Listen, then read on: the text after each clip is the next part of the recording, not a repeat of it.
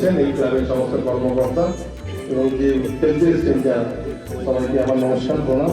যখন আমাকে আপনারা ডেকেছেন আমি এখানে হাজির হয়েছি, ভীষণ ভালো লাগছে আপনাদের মাঝে আসতে পেরে। আগামী দিন যে খুঁটি পুজো হবে, শক্তির আরাধনা, খুব ভালো করে পুজো হোক, নতুন ভাবে যেভাবে পরিবর্তিত পরিস্থিতিতে নতুন ভাবে বাংলা এগোচ্ছে, আমরা মায়ের পুজো করবো।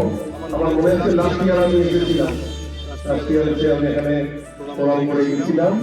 এবছরও আসবো এবং আপনাদের ক্লাবের সঙ্গে সর্বতভাবে আছি। যেখানে যখন দরকার হবে, যা প্রয়োজন হবে আপনারা আমাদের বলবেন, আমি থাকবো।